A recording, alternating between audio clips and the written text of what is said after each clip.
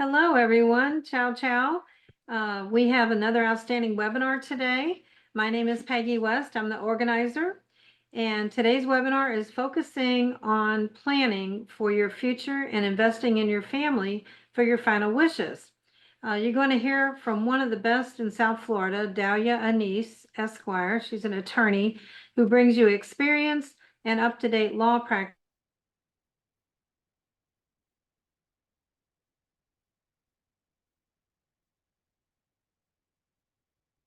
Legacy. What I want to do is mention some housekeeping things for managers. There are no CEU credits today, but we appreciate you getting on if you need this information. And there are no certificates for board members today, just invaluable information. So I hope you enjoy it today. If you have a question, put it in the Q&A box. If you just want to make a comment, put that in the chat box, and that would also be for sponsors to put your information if you want to in the chat box. Now, following the webinar, I will send out a sponsor sheet, and it will have everyone's name, logo, contact information, email, phone number, etc. So with that, let's introduce our sponsors today.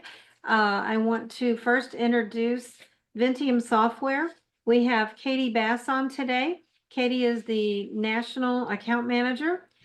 Katie, tell us about what Vinteum does. You do a lot, so. Yeah, thank you so much for that introduction, Peggy. So Vinteum provides HOA and condo management platforms. So we provide public-facing websites, we provide communication tools for your community association, we provide lots of functionality, e-voting, financial aspects. We are 100% compliant with the new Florida legislature around community association websites. So I would love to chat about how we can help communication improve within your association, how we can get you covered for those new deadlines that are coming up for that Florida legislature. So if you're interested in learning more, I would love to get a live demonstration scheduled. Please feel free to reach out. We can go through a personalized demo for your community. Okay, thank you for that. I want to mention also Julia. Julia is my wind beneath my wings, primarily getting all this up and running. Julia, you want to do a quick wave? And also Hercules, I want to mention Hercules. He's the International Sales and Marketing Manager who coordinates a lot of this. So thank you, Vinteum team. Appreciate you more than I can say. Next, I want to introduce Ben Friedman. He's the president and today's moderator, president of City Quiet Windows and Doors. Ben, tell us about yourself and what you guys are doing for the industry. Thank you, Peggy. My name is Ben Friedman. I am the president and owner of City Quiet Windows and Doors. We provide turnkey white glove installation for all window, storefront, door, and railing projects. Lots and lots of activity out there, trying to plan for what's coming ahead as far as impact windows and doors and how it's going to affect your building. So I put my information in the chat. Feel free to reach out. Any questions you might have, I would be happy to help. Okay, great. Thanks, Ben. Thanks for moderating today. Next, I want to introduce, let's see. Oh, COA Solutions is Daniel Baum. Daniel is the CEO and founder.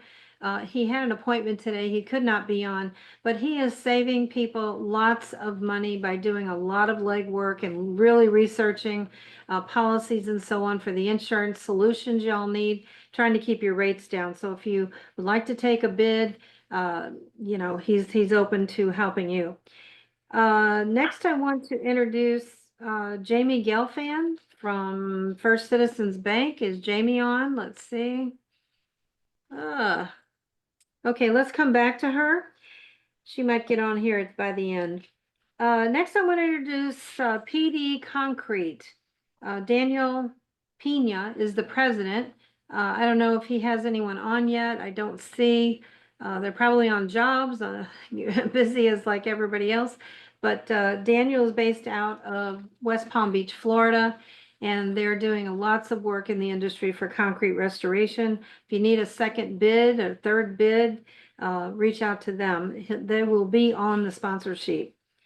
Next, I want to introduce Hafer Company. She's in the midst of tax season.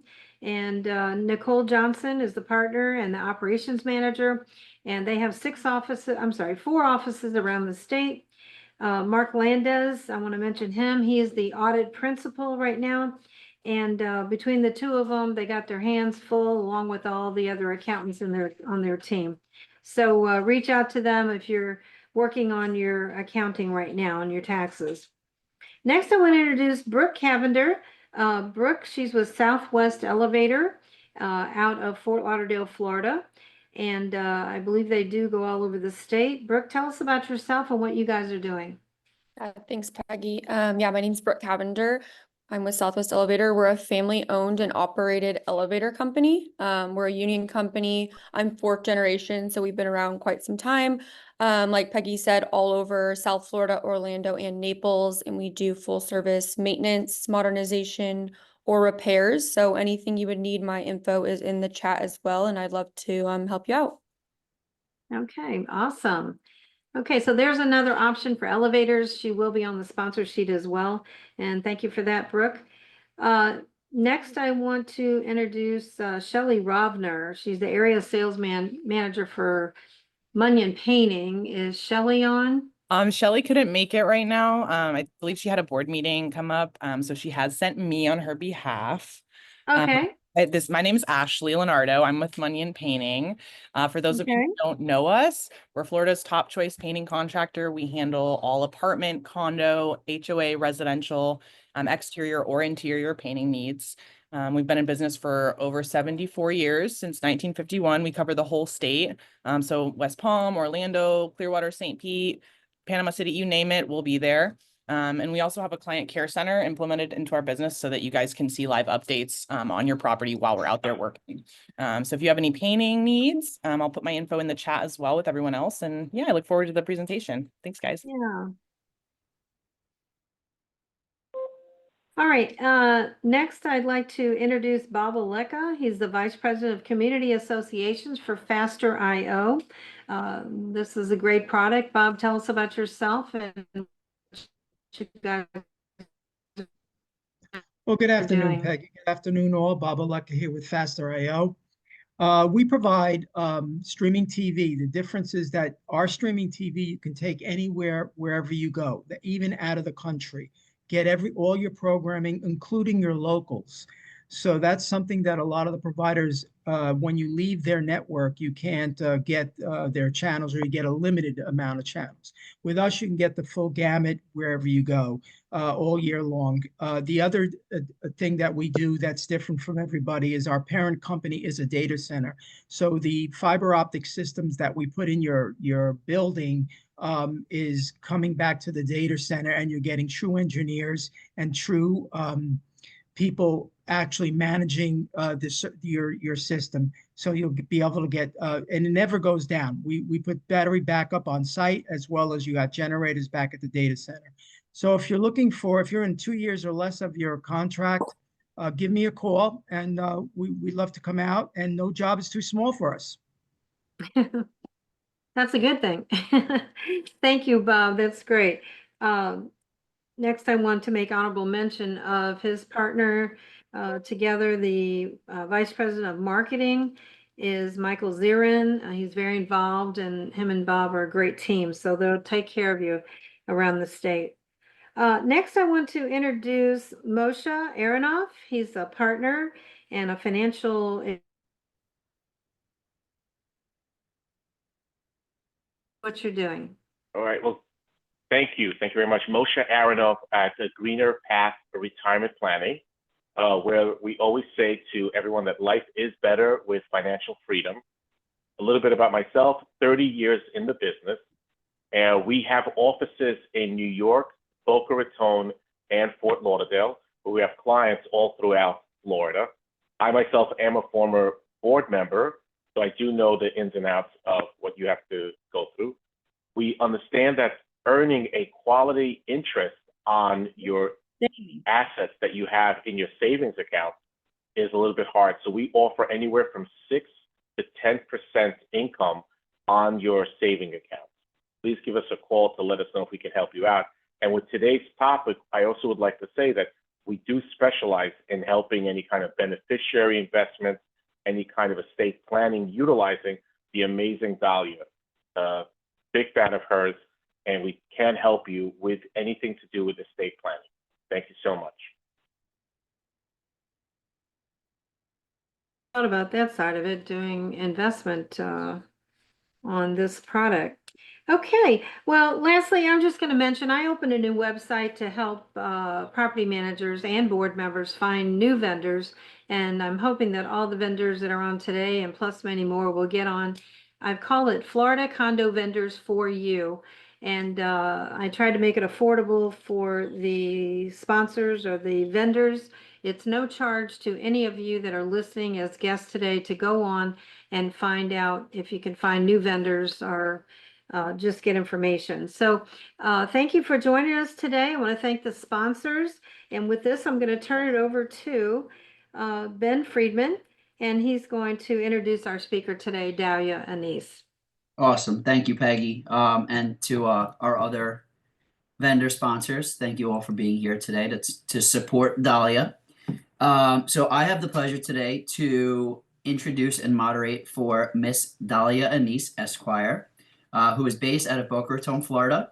Her firm is statewide, and their primary focus is on estate planning, with specializing in keeping families out of court and conflict. This is a 1-hour Zoom. Please put your questions in the Q&A box and not the chat. I will monitor that. And professionally and rudely, without further ado, Dalia, it's all yours. Hey, thank you, Ben. Can everybody hear me? I'm just sharing my presentation. Whoops.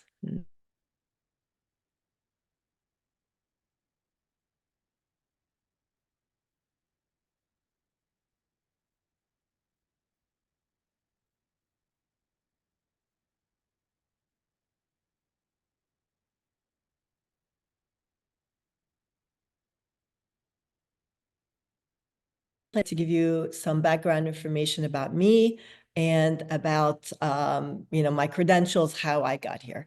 And I like to also show off my family. I love my family very, very much. It's my husband, my children, and my grandchildren. I have 5 grandbabies that are I don't want to say the most important people in my life, but they're very important to me. So how I got here and how I started. I was my husband's manager.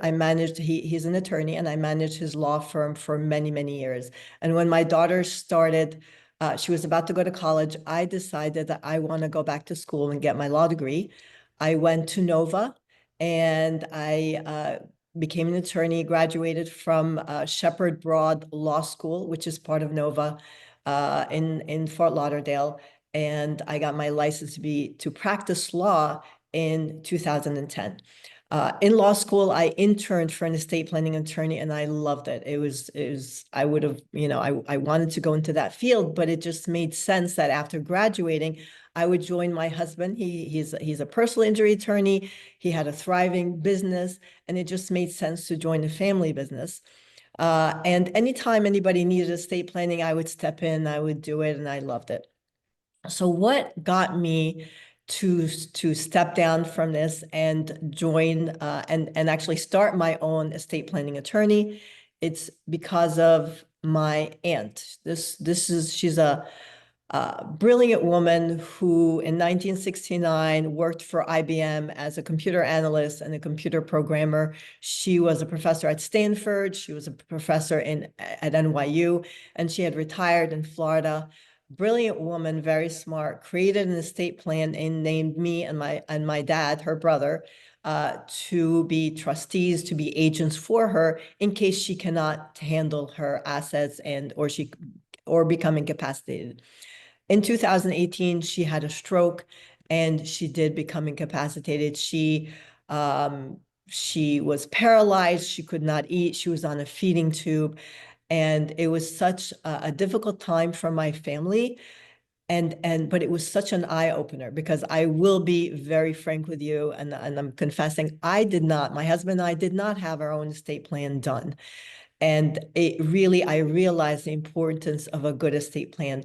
All the institutions, the hospitals, doctors, everyone we took her to ask for documents, and she had her, all these documents created already with her attorney, and we did not need any court interference or to intervene in any way, shape, or form. We took care of her until she passed away due to COVID during that difficult time that we all went through.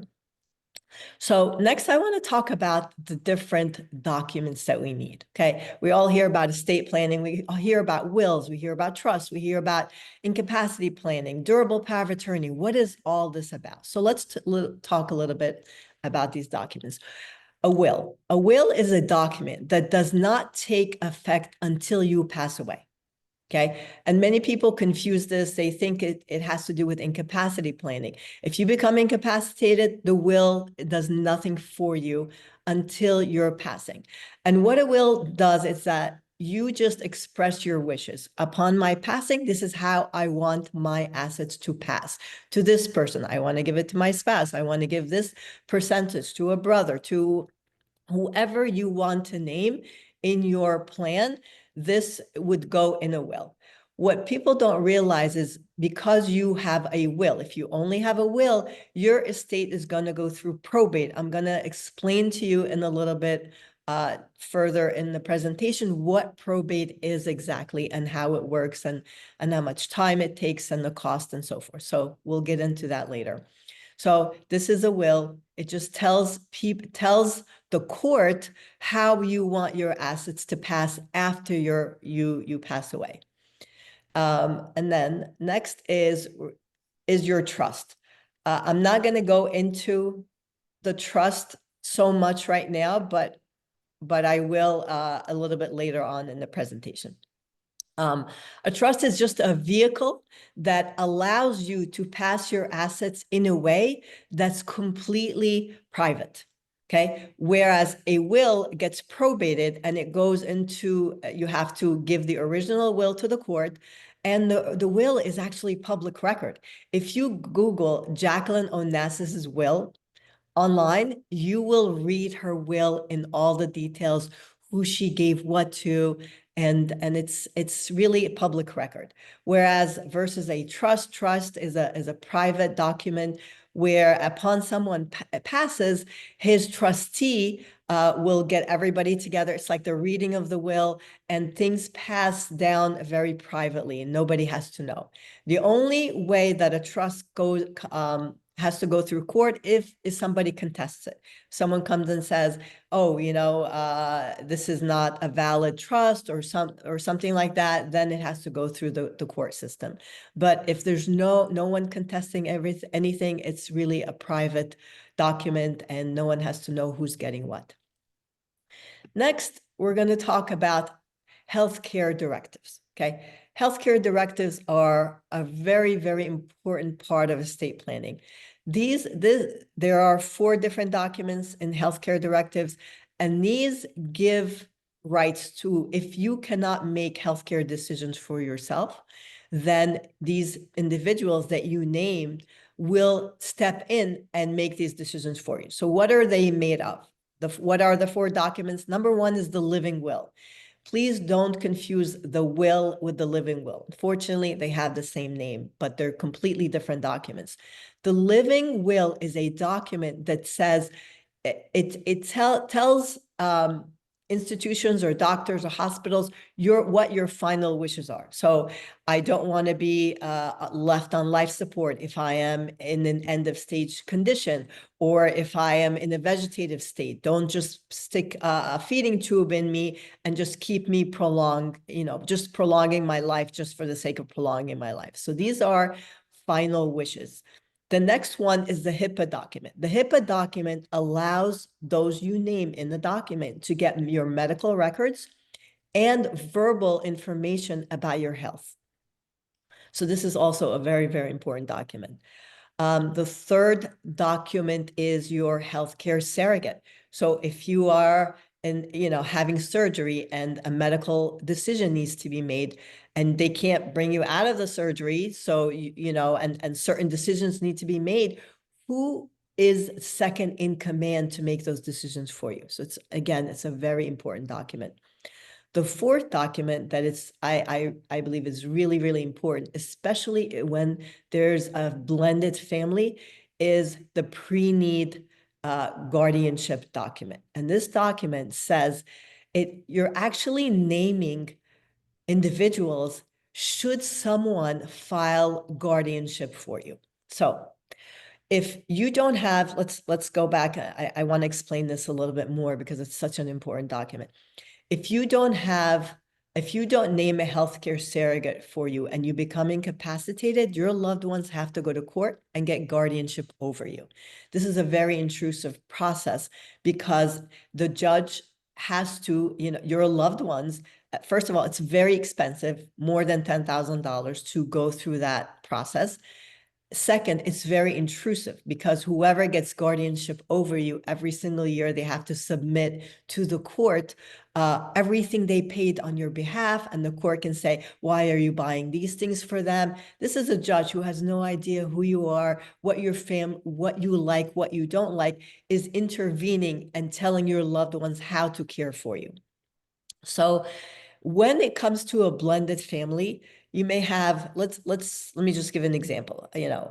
Husband, he has a daughter from a previous marriage, and now he becomes incapacitated.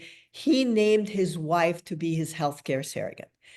His daughter, right, can go to the court and say, I want to get guardianship over my father, and go into a guardianship process.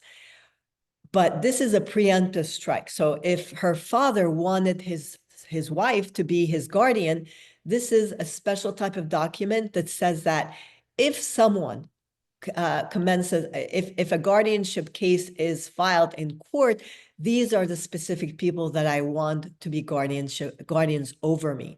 So that if someone outside or a family member wants to get guardianship over me, I already named the people that I want to get guardianship over me. They can't just step in and just abolish all the plans that I made. So this is a really important document, especially if there's a blended family involved, or my children and there's some unrest in the family as well. The next one is a financial power of attorney. Now, this is a very powerful document because if I had a car accident, I was involved in a car accident, my bills need to be paid. Okay, someone has to manage my finances, my brokerage accounts, my retirement accounts. Someone has to file my taxes for me. Who is this person? If I don't name a financial power of attorney for me and I become incapacitated, the court's going to have to name one for me. And sometimes the court appoints their own fiduciary or their own power of attorney, a court-appointed power of attorney that, again, very intrusive, someone who has no idea who I am or what I want to be done with my assets. I want to point out something very important because some people are a little confused when it comes to bank accounts. Where they named their child or someone else to be a beneficiary. So I have these questions. So I already named a beneficiary for my bank account. Why do I need to do any, a financial power of attorney? The beneficiary cannot step in or cannot take charge of the accounts until you pass away. While you're alive, what's going to happen if you become incapacitated is that all your accounts get shut down. If you don't have a power of attorney, a durable power of attorney, actually, it's a very specific type of power of attorney that allows someone to step in even when you are incapacitated. Not all power of attorneys are created equal. There are different types. So if you have one now, you really need to make sure this one allows the agent to step in and to continue assisting you when you become incapacitated. So it's very, very important to have these documents in place. But I really want to tell you, what is really estate planning about? Like, yes, there are documents, and we're going to talk about this again in a little bit. Documents are a byproduct of a lot of decisions that you need to make in your life. But really, estate planning is about three very, very important things. Number one, it's an act of love for our family. So I want to share with you some stories. Now, I hear the good, the bad, and the very sad stories from people who come to me wanting me to assist them and help them out in their estate planning. And there is a point where you cannot do anything. There's a point of no return when it comes to estate planning and timing and when you need to have your documents done. So first, again, it's an act of love for our family. So I want to share this story with you regarding one of my family members who lived in a different state. Very prominent doctor, wealthy, has assets, and his daughter was studying in Florida. And she was 19, he was paying for everything. So she's an adult. And he was paying for her rental. She was renting an apartment while she was in school here. He was paying for her tuition, her books, for food, everything. She wasn't working. She had a bank account, but it just had fun money. Okay. It really wasn't for her to take care of her. And he was very, very busy. One of those people, oh, I've got to get this done. He passed away very suddenly. And all of a sudden, losing her father was very devastating to this young lady. But all of a sudden, she had no money. All his assets were closed, and she could not pay for her rental. She could not pay for food. She could not pay for her insurance, her car payment, nothing. And all his accounts got shut down, and all the institutions were telling her she needed to go to court. Now, the court process takes 3 to 6 months for her to be able to even get access to the money. What we had to do is, as a family, we all got together and had to pay for her expenses until she was able to get into those accounts. I also want to tell you that life insurance, by law, they have up to 6 months to pay out. Even though he had life insurance, it took about 1.5 months for them to pay anything.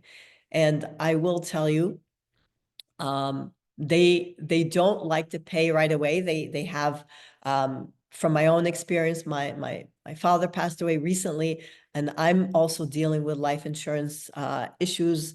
They're not the easiest people to deal with. Yes, when you create you have a life insurance policy, you think it's going to come the money is going to come in your account and to be given to your loved ones within a couple of days. That does not happen. So it's important to always have a plan B.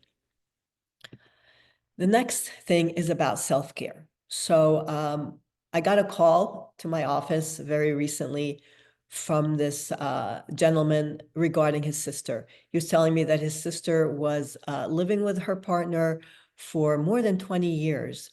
And he wrote something. He said he wrote a will that she was allowed to live in the house for her lifetime.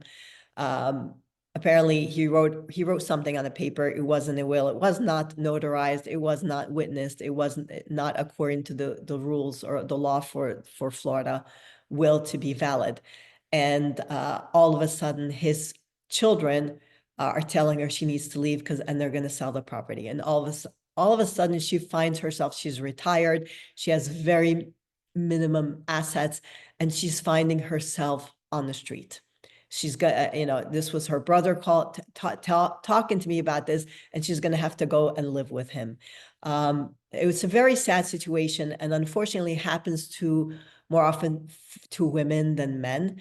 And it's so important to have, whether you're living with someone or it's a second marriage, to have security through the right documents, to have the right documents in place so that if something happens like this, you're not on the street. And unfortunately, even though while her partner was alive, there was so much peace and so much love, and you think that nobody's going to do anything, everyone gets together. Unfortunately, after the passing of a loved one, people change when money is involved. So this is something to always keep in mind. The last thing I want to talk about regarding, well, there's more, but in this, like why we create an estate plan, it's about control, okay? We really worked hard to build assets. We worked hard for the money that we have and you know, the real estate that we have and so forth. This was a situation where granddad said that he wants to leave his house to the oldest granddaughter. Everybody loved her. The family got along and everything was fine. And he created a will. He's, you know, in the will, he said he's giving it to the granddaughter. It went through probate. When he passed away, she got the house. She was married. Everybody loved her husband. She had no kids. 6 months later, a very short time later, granddaughter passed away. Guess who inherited the house? Her husband inherited the house. And then in less than a year, he was remarried. Now the families told him, you know, granddad really did not intend for the house to go to someone that's not even related to us. Please give us the house back. He said no. They tried to go to court to get the house back, and they were very unsuccessful because the house, you know, the granddaughter died. Her husband is her next of kin, and he inherited the house. So technically, if you don't have a good estate plan in place, your assets can wind up with people you're not even related to and you don't even know. So creating a really heart-centered good estate plan it assures your family that things will pass according to your wishes. Okay, so Dalia, there's a question in the chat, if I could interrupt. can we leave the questions to the end if that's Absolutely. okay? Okay, Yeah, thank sure. you so much. Thank you. So probate, I want to talk about probate. Probate in Florida is very specific. There are statutes that govern probate. So upon somebody passing, the original will, and this is very important because some people think that they lost the original will and they only have a copy of the will. The original will has to be deposited with the court. If you don't have the original will, then the witnesses and the notary have to sign an affidavit. And we're talking about some people have wills that are very old, 10 years, and for the attorney or the personal representative to try to find the notaries or to try to find the witnesses, it's a really difficult process. So if you lost your original will, get another one because it saves your family a whole lot of pain and time and money. The next thing, so it goes through the process. The process could take from 3 to 6 months. Sometimes it could take more, depending on how much assets you have and who's involved as well, and if there's fighting or things that are going on in the family. I do want to tell you something, unrest in the family, the only people that really win, and I'm being very frank with you, are the attorneys. Attorney fees are so high when there's a contested probate, and you know they're just racking up hours while the family is fighting for years and years. And it's so the best thing to do is come to a compromise before that needs to be done, or to create a very clear estate plan so that there are no problems that come on later on after our passing. Attorney fees for probate are it depends on the size of your estate. It's about 3% of your assets. And this is also a statute. There's a law in Florida that tells attorneys how much they can charge for probating a will. So just want to give you an example of the cost. So in the state, $1 million estate, the estimated cost for probate would be $30,000. There's also court fees. There's also an accountant that needs to be involved, especially if there's a business involved or you know other assets. So the cost is quite high compared if you to a trust. Trust administration is between 1% and 1.5% of your assets. That's if an attorney is even needed. Some trustees, so if I create a trust and I name a very, a savvy trustee in the trust, that trustee can do all the work without the help of an attorney or even minimum assistance from an attorney. They can meet with an attorney can tell them what they need to do. They go out there and do it. So you really don't need, it's not necessary to do a trust administration, but definitely with probate, you definitely really need an attorney. So next, I want to go through some pitfalls that we can go into regarding your estate as well. Okay, other problems that can happen. So some individuals, they have grandchildren like me, and they want to give grandchildren assets upon their passing. Or what if I name a child to inherit and that child passes? So when that happens, that child's children would inherit. So anyone under 18, if they are inheriting, this is Florida law, if they're inheriting more than $15,000, it has to go through the court system. What does that mean? Even if a parent is alive, even if both parents or if one parent is alive and the child is inheriting more than $15,000, the court is going to monitor the money. It can put their own guardian for the money, not the parent. So it's that judge that you're going to go in front of has so much power over your child's money and your child's inheritance more than the parent. Okay. And upon that child reaching 18, they get the money outright. So imagine 18 to me is just a number. And I remember when my children were 18 is not a maturity level. It's not an indicator of maturity in any way, shape, or form. And if you can imagine an 18-year-old inheriting a life insurance policy that's close to $1 million, it can ruin them. I've seen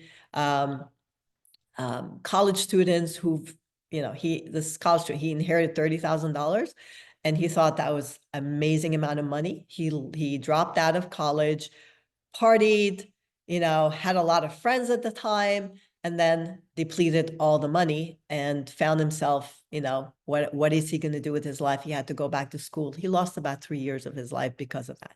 So inheriting money at 18 is not, it's quite dangerous for our children as well.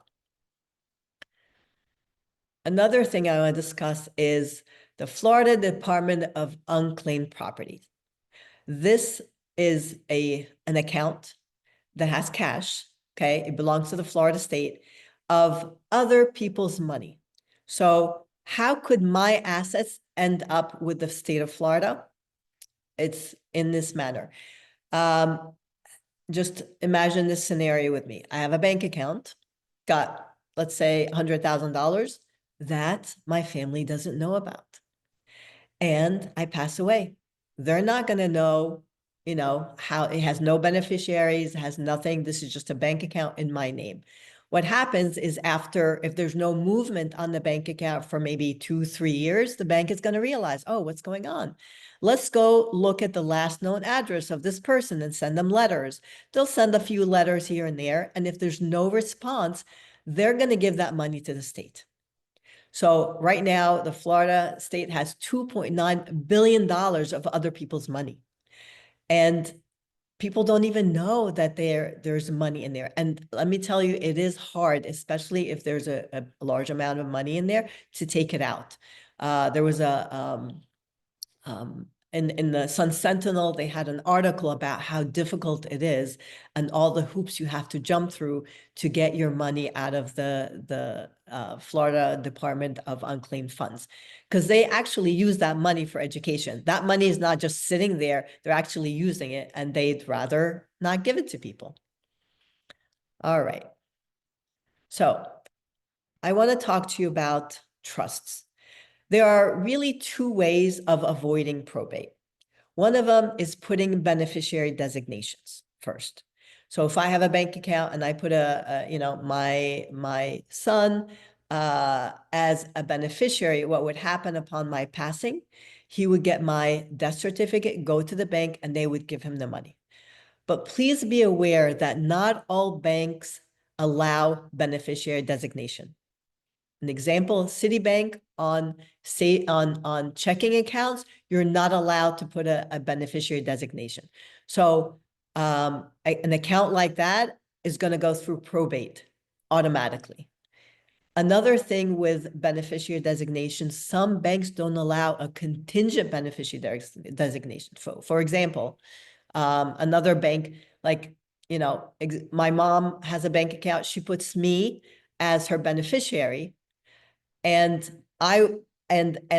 so me and her are in the car together and something happens to both of us. What happens then? It's going to have to go through probate. So some banks don't allow you to put a second tier, a contingent beneficiary. What happens if I pass? Can I put contingent beneficiaries for my two children? They get it 50-50. Some banks don't allow that. So make sure that it sounds so easy. I'm just going to put a beneficiary on my accounts. But what happens if, my mom and I work together a lot, we go out a lot. What happens if both of us are pass away at the same time?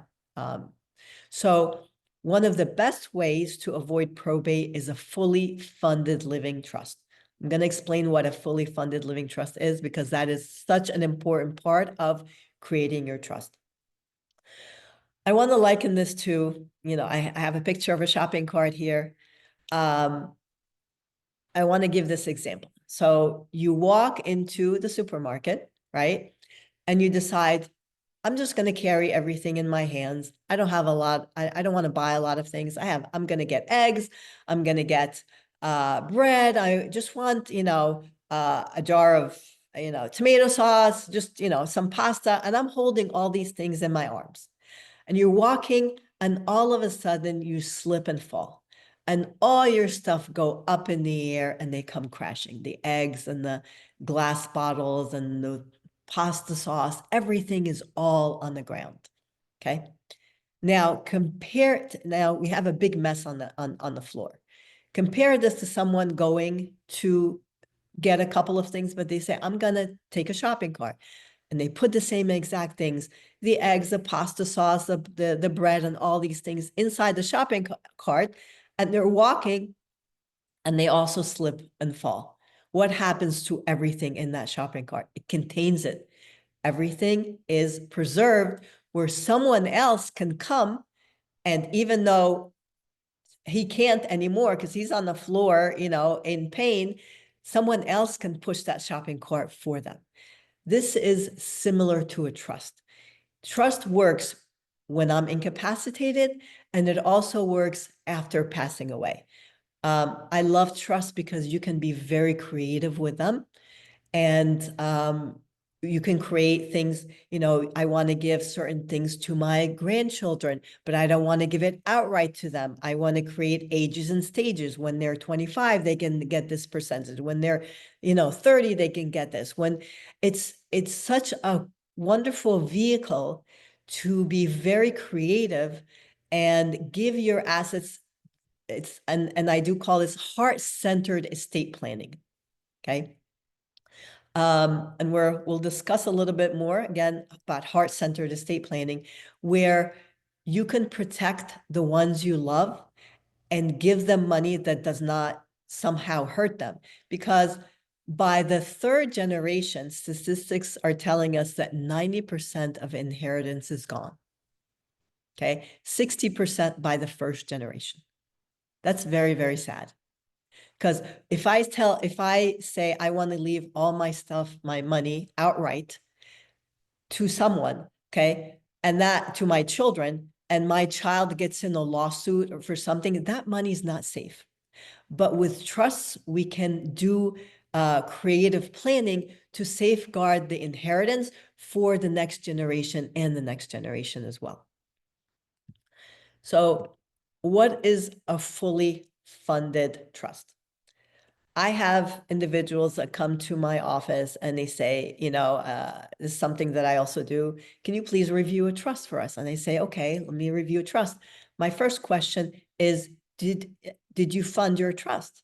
And he's like, what does that mean? So apparently whoever did their trust for them did not have this conversation. And what happens is that they create a trust and they go home and say, thank you, I have a trust, and they think that they're secured. So my next question is, your bank accounts, are they in your name? They say, of course they are. I say, okay, your assets are going to go through probate. The only way for the trust to work is by retitling that bank account in the name of the trust or putting the trust as a beneficiary. I'm not a fan of putting the trust as a beneficiary. I personally like having the trust as the name of the accounts, because that way the trustee can step in also for incapacity. It works for both incapacity and passing away. So if you have a trust and you have not retitled your assets in a trust, you have an empty shopping cart, an empty vehicle, and your assets are going to pass through probate. So let's talk about traditional estate planning and heart-centered estate planning. Traditional estate planning is going to an attorney and saying, you know what, I want everything to my spouse. And then, if my spouse predeceases me, everything to my kids, and let's call it a day. And then the attorney's like, okay, great, let's do it for you. You come in and you sign documents. This is the traditional estate plan. You don't know what you don't know. You don't know the ramifications of your choices. A heart-centered estate plan is not just based on the documents, it's based on your family dynamics. There's a lot of questions that need to be answered, to be asked before we get into what are the things that are going to be in the documents.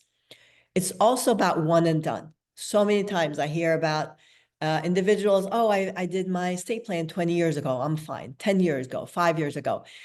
How do you know that this plan, I mean, I don't even remember what I ate for breakfast last week. I'm not going to remember what's in my estate plan 10 years ago, 5 years ago. Who did I name? Are these people that I named are still in my life? Do I like them? Are they even alive? It's so important to have to always be aware of what you have in your estate plan and update it according to your life at this moment. Okay. Again, the relationship with traditional estate planning ends once your documents are in your hand. There's no more relationship with that attorney. Also, assets are missed. You don't discuss your assets because different assets pass in different ways. There are different laws for different assets.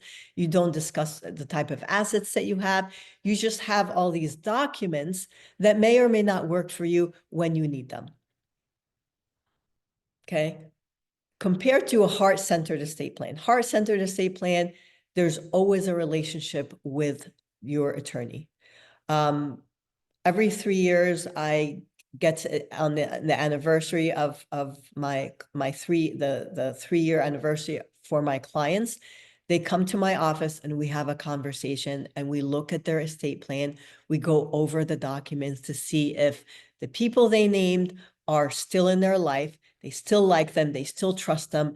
Or if something happened in their life that they need to update their plan. Okay.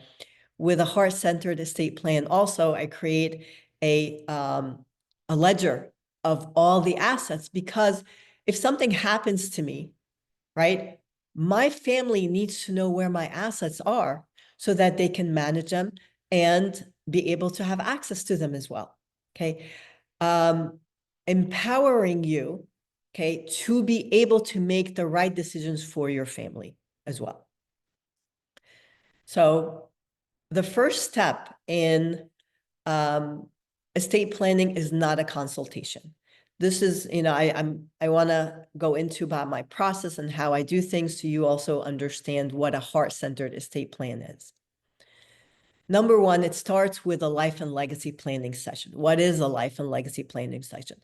It's a session that's about an hour and a half to 2 hours. I allocate 2 hours for it. Not everyone takes the 2 hours. Some people take less. But during this time, it's time for me to understand what your family dynamics is about, what your wishes are, and the type of assets that you have. And during this time, you get an education specifically for your situation as to what would have happened to your assets if you would have become incapacitated yesterday, or if you would have passed away yesterday, to give you a clear picture. Okay, this would happen, this would happen to this asset. And if that's what you like, that's great. If there's something you can say, okay, you know what, I'm okay with this, but I'm not okay with that, that's what we change. So this life and legacy planning session empowers you to make the right decisions for you and your family. Okay, we go into, again, you know, the most important things that in your family, and it's based on your choices. During this session also, all my fees are flat fees. I don't charge hourly. Hourly is I don't like charging hourly because people are afraid of calling me because they're on the clock. In this way, no one's afraid to reach out to me so that I can give them the best consultation for their family and their needs as well.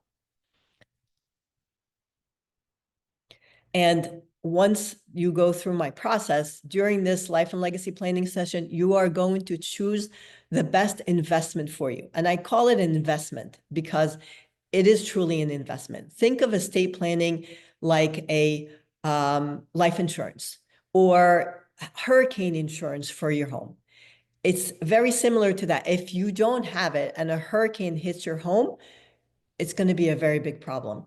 But especially with estate planning, we don't know when we are going to go, but it eventually will happen one day. And you want to do the best for your family to get everything ready for them. Again, it is an act of love.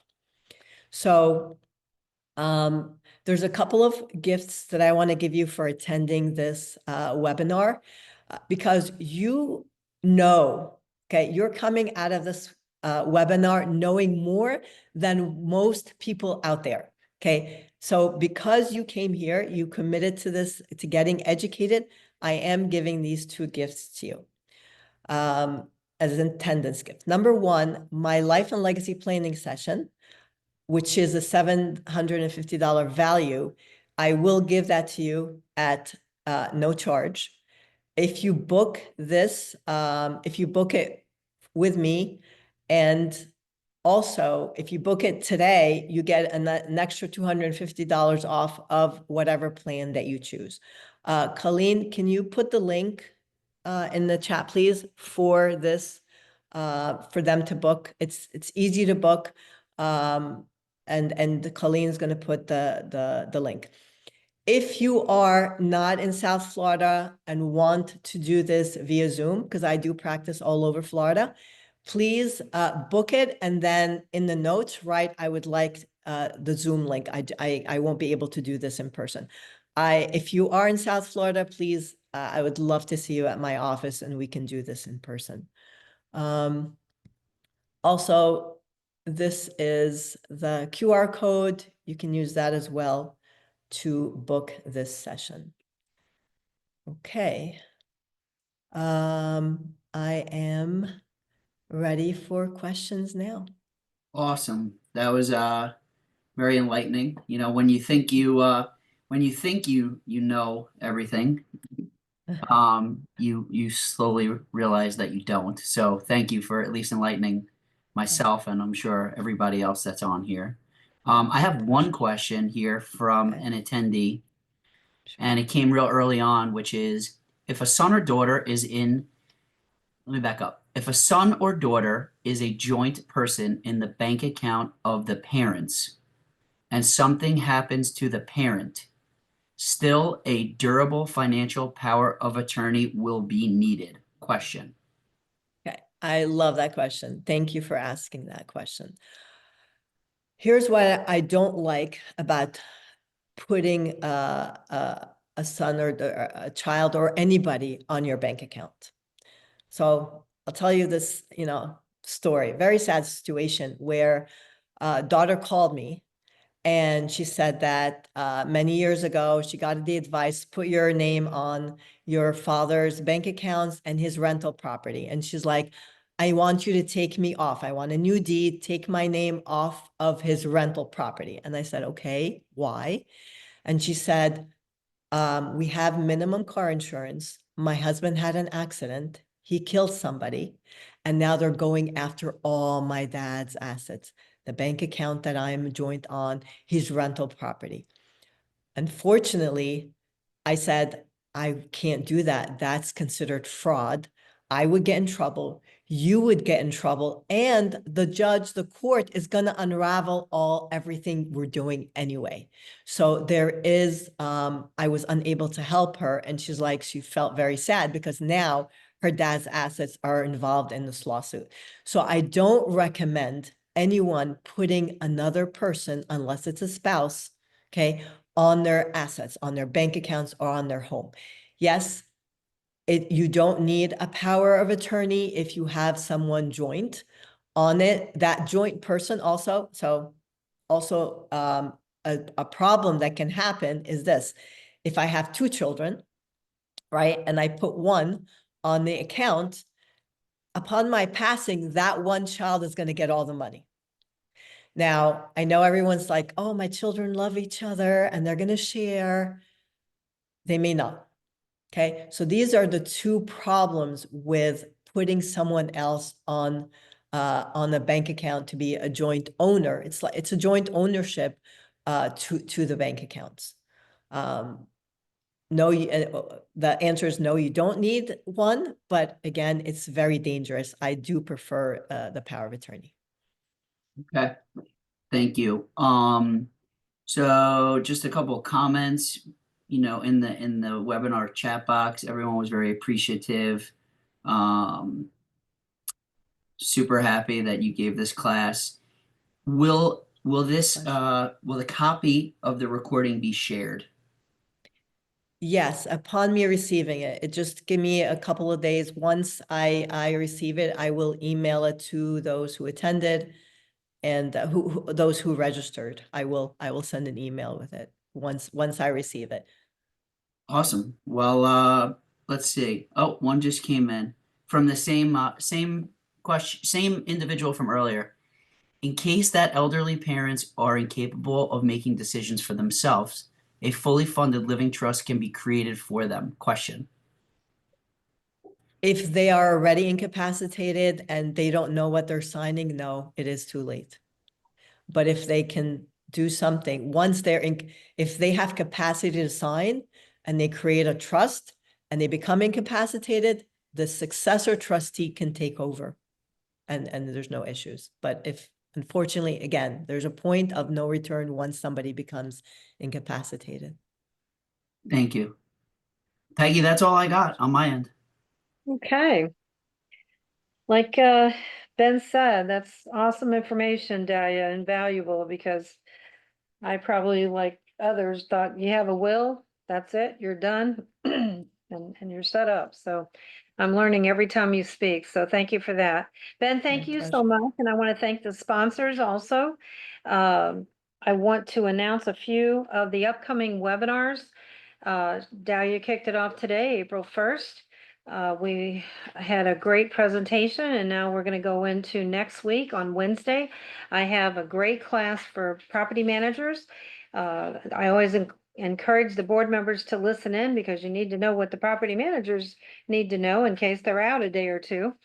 We have Ed Runke. He has been in the industry a while in the construction business, and he's going to give an HR course on managing your calendar as a CAM. So I think that's going to be very interesting, but it would apply to board members. Then we have a week break, and we're going into the 23rd of April. Stratus Roofing is giving another class. They're doing a big series on every different kind of roofing, so that's great. That's the 23rd. And then at the end of the month on the 30th, I'm sorry, on the 28th, we have Vinteum software coming in again, speaking about proper software for condominiums and associations. And then on the 30th, a couple days later, we have unlimited restoration. Somebody requested a mold and mildew class, so here it is. I hope you get some information out of that. She's very well known and it's a great company. May 5th, that's a Monday, from 9 a.m. to 1 p.m. I have another board certification class for condominiums. So this is a condo board cert, May 5th. And then it goes on to tentatively May 7th. We're having a Sears presentation by Reserve Studies. And then we have also going to the end of the month, the paving lady is coming in on the 22nd of May. That's all about paving for 2025. I think you'll be very interested in that. Great class. The owner's been in business for 35 years. So everything's good. So with that, I'm just going to say have a great weekend. It's supposed to be nice out, and I hope everyone drives safe, stay safe, be safe, and I'll see you on the next webinar. Thank you so much. Bye-bye.